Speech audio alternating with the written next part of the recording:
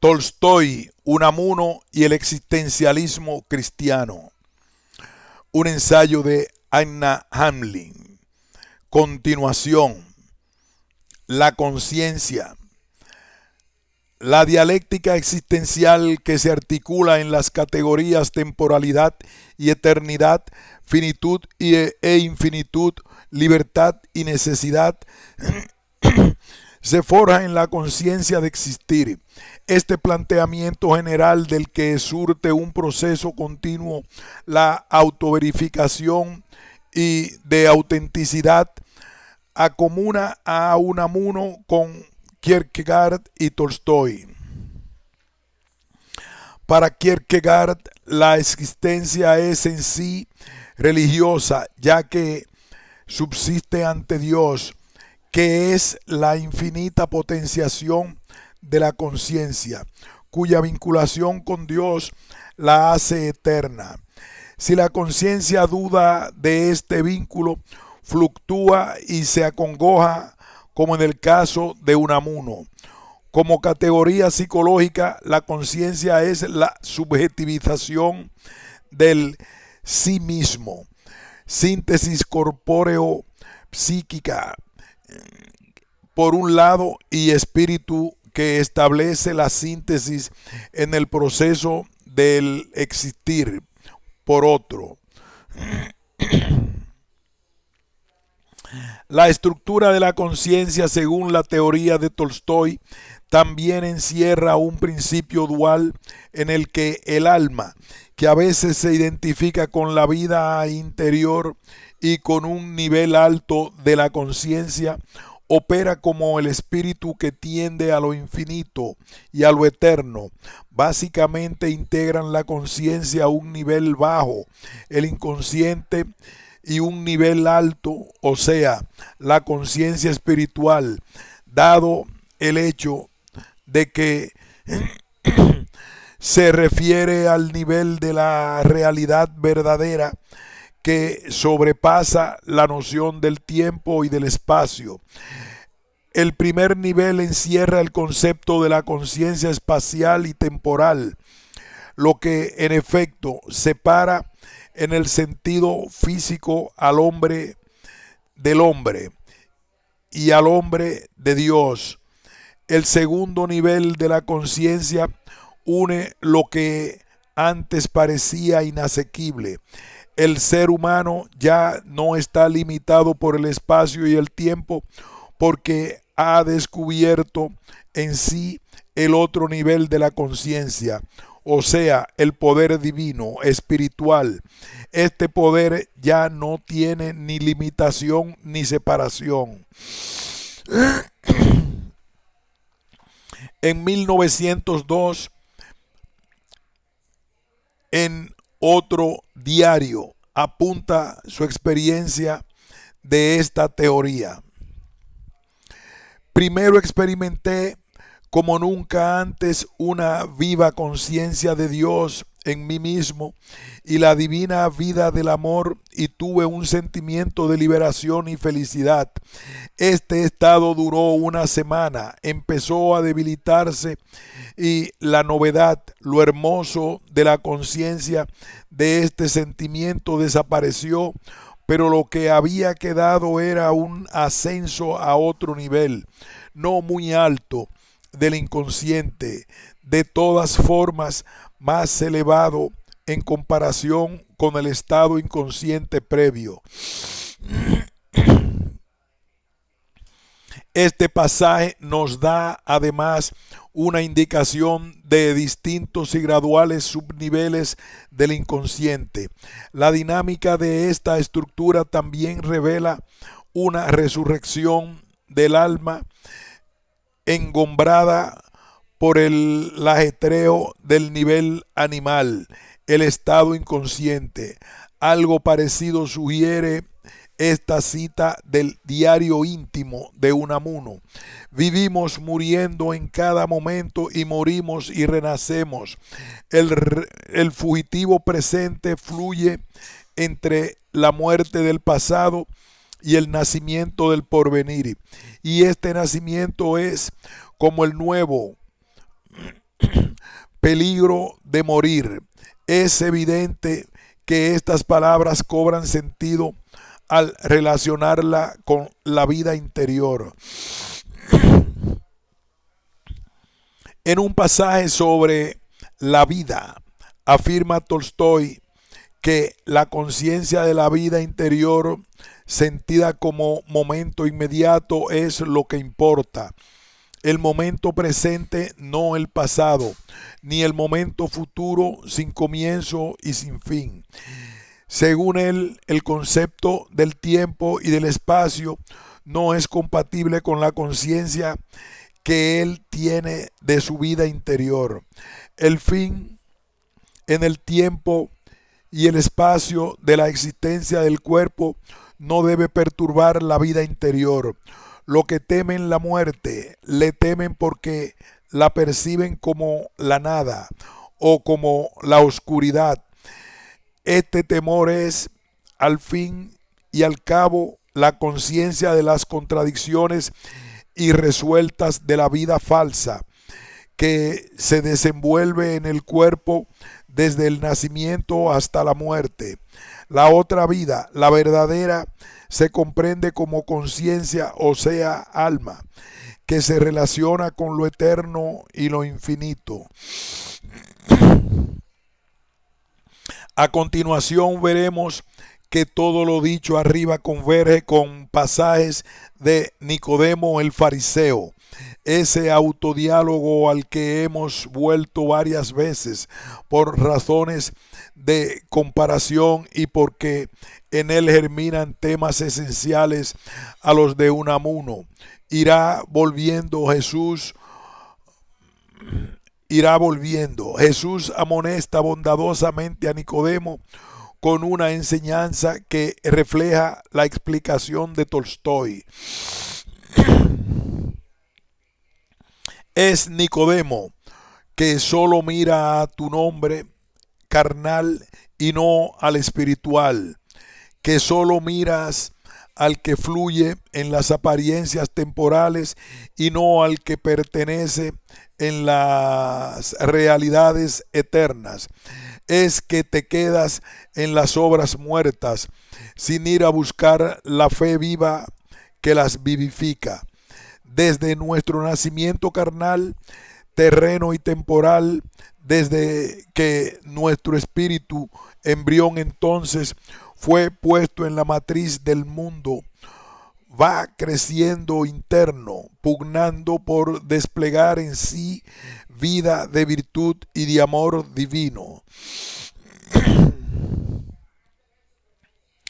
El concepto de Dios va íntimamente ligado a la conciencia que, como se ha dicho arriba, expresa la potenciación infinita de Dios. Según Kierkegaard, en la opinión de Tolstoy, el concepto de Dios surge de la conciencia espiritual, o sea, universal y eterna. Los dos niveles de la conciencia se necesitan mutuamente porque el primer nivel de la conciencia produce el despertar al dolor, a la angustia y al sufrimiento que nos llevan a la autoconciencia y a la compasión por otros. En efecto, nos acerca al amor de Dios. La perfección del alma es la expansión de la conciencia. Unamuno la define así: este es el ansia de inmortalidad y de totalidad, el ansia de perpetuarnos y de totalizarnos. Este es el móvil de la vida interior y tal es la esencia misma de la conciencia. Es tender a Dios, que es la conciencia universal, infinita y eterna. Y continúa: todo hombre que sea de veras hombre, todo hombre que lleve en sí una conciencia viva, un reflejo de Dios, siente un apetito de divinidad. Como Tolstoy, Unamuno indica la necesidad de nuestra existencia carnal para llegar al otro nivel de la conciencia, la de lo divino. La materia se me aparece como un medio para la vida. la vida un medio para la conciencia y la conciencia a su vez un medio para Dios. La conciencia universal. Pues según los dos autores, el universo es una persona que también tiene conciencia, conciencia que sufre y que ama. Dios es la personalización de todo, es la conciencia infinita y eterna del todo. Tolstoy dice que en el hombre solo es libre la conciencia, es decir, la capacidad de ser consciente, de transferir la conciencia de uno mismo al otro. Una vez más se nota la convergencia de Unamuno con Tolstoy. Y si todas las conciencias de todos los seres concurren por entero a la conciencia universal, esto es decir, Dios es todo.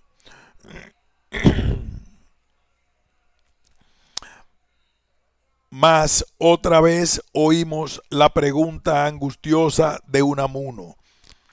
Si hay conciencia universal y suprema, yo soy una idea de ella, y puede en ella apagarse del todo idea alguna. Después que yo haya muerto, Dios seguirá recordándome y el ser yo por Dios recordado, el ser mi conciencia mantenida por la conciencia suprema. ¿No es acaso ser?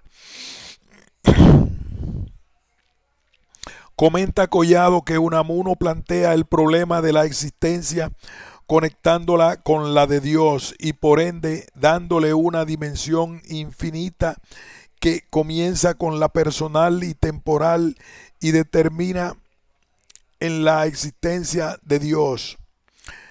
Y esta, como se sabe, es para Unamuno cuestión de anhelo y voluntad. Creer en Dios es anhelar que le haya y es además conducirse como si le hubiera. Se detecta un sentimiento análogo en un apuntamiento que aparece en un diario de Tolstoy, el cual reza que no está consciente de Dios y que no le conoce, aunque sabe y siente que su existencia es necesaria y que de él sabe mucho, excepto de que existe. Se, se explica a sí mismo que Dios se aparece como un todo, o sea, Dios como una sucesión de varios entes de unificación, de varios niveles del amor, lo cual hace a los seres humanos lo que son. Siente que Él forma parte de esos seres unidos. Anota que en la vida que llevaba antes deseaba alcanzar un nivel más alto en esa escala espiritual a cuya altura aspira. En otro diario apunta que para vivir con Dios y por Dios, el ser humano no puede guiarse por lo externo, ni por lo que era, ni por lo que pueda ser, sino por el presente. Solo en el presente uno confluye con Dios. Esas palabras denotan un concepto de fe viva, nutrida por el esfuerzo de subir a los tramos más altos de la escala espiritual. La actitud del existencialista cristiano ante lo temporal es que el tiempo es ilusorio. La verdadera vida queda fuera del tiempo. Fluye siempre en el presente. La vida del pasado y la del futuro esconde al ser humano la verdadera vida del presente. Nuestro presente común a todos y el que se manifiesta por el amor de Dios. Las palabras de Jesús recreadas en Nicodemo el fariseo son un reflejo más de las de Tolstoy. ¿Has considerado esta solemne y única realidad del presente entre el infinito del pasado y el infinito del porvenir? Esta solemne realidad del presente eterno, siempre presente y fugitivo siempre. ¿Te has parado a mirar la eternidad en el seno del siempre fugitivo y ahora, y no abarcando pasado y futuro? Es una eternidad muerta en su quietud, y has de buscar la eternidad viva, sustentando el movimiento actual en las entrañas mismas del presente, cual sustancia de éste, en Dios, para quien ayer y mañana son siempre. Fe e intrahistoria. La fe se imbrica en la dialéctica de lo histórico y lo intrahistórico, de lo impuesto por el dogma y lo vivo, y lo que vivifica. La fe del hombre sencillo tiene raíces en una religión que estriba en las creencias tradicionales del pueblo. Unamuno lo expresa así: los que aparecen como maestros suyos en lo que toca a lo más íntimo de su vida no son fieles representantes de él.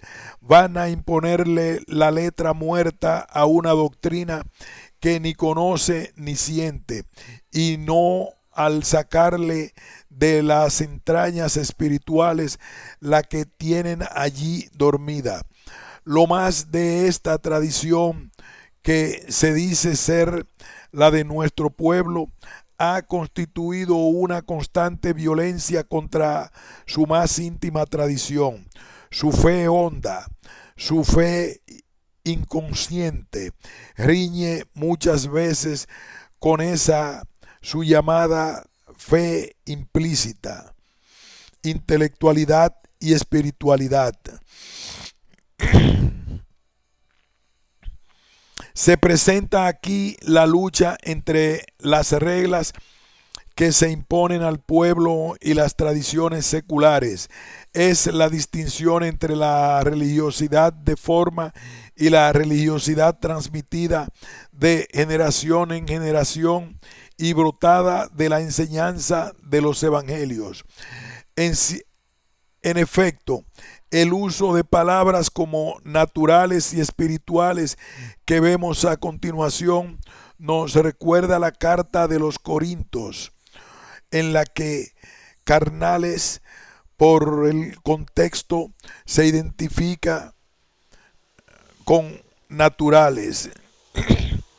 En efecto, el uso de palabras como naturales y espirituales que vemos a continuación nos recuerda la carta a los Corintios, Pablo 3:1, en la que carnales, por el contexto, se identifica con naturales.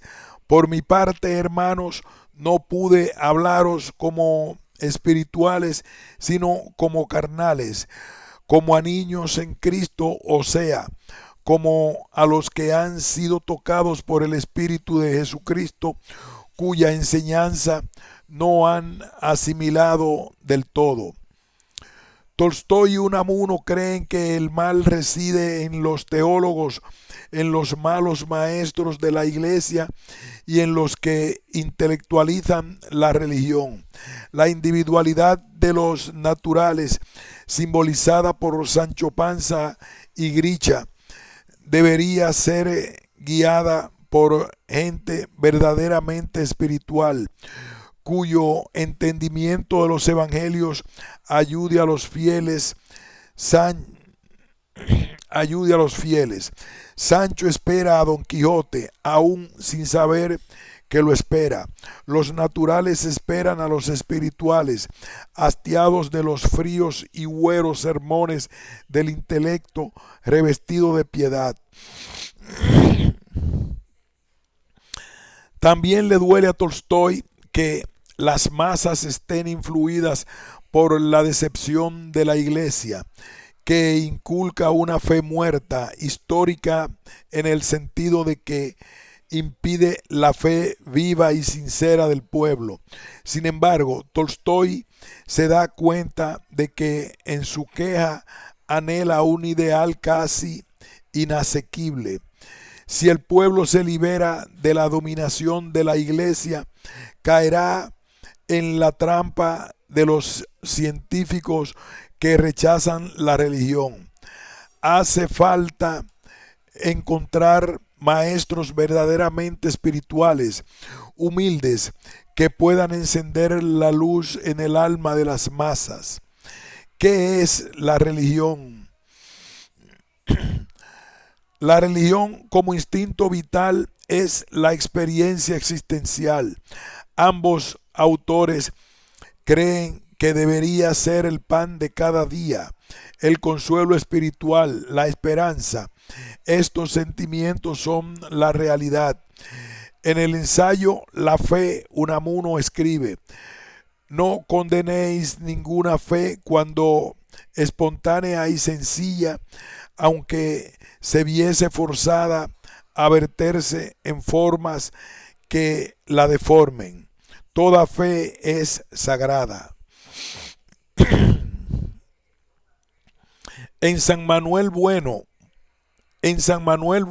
mártir, como se ha dicho al final del capítulo segundo, fe e intrahistoria se identifican y la figura de don Manuel resalta como encarnación de la duda y de la ansia de fe que él oculta de sus humildes feligreses para no inquietarles, para no despertarles del sueño de la vida. En don Manuel se forma la imagen de uno de esos maestros espirituales que ponen en práctica cotidiana la enseñanza del Evangelio, aunque sea en el marco de la iglesia como institución. Lo que aquí hace falta es que vivan sanamente, que vivan en unanimidad de sentido y con la verdad. Con mi verdad no vivirían. Que vivan. Y esto hace la iglesia, hacerles vivir. Religión verdadera. Todas las religiones son verdaderas en cuanto hacen vivir espiritualmente a los pueblos que las profesan, en cuanto les consuelan de haber tenido que nacer para morir, y para cada pueblo la religión más verdadera es la suya, la que le ha hecho. La aquiescencia de don Manuel señala el recorrido interior de Unamuno mismo, que en Almas Sencillas escribía: hay que despertar al durmiente que sueña que es la vida, y no hay temor si es alma sencilla, crédula, en la feliz minoría de edad mental, de que pierda el consuelo del engaño vital. La pregunta que surge de esta cita es si se debe destruir la tranquilidad del creyente ingenuo, si su felicidad depende de los dogmas. En esta coyuntura es oportuno notar la coincidencia entre Unamuno y Kierkegaard, que explica que se debe siempre recordar que uno tiene una responsabilidad al comunicar la duda cuando uno mismo no posee el remedio. Una persona no debe nunca empezar a comunicar más duda de lo que pueda aclararla, o sea, la duda no debe ser mayor del remedio que se pueda proponer.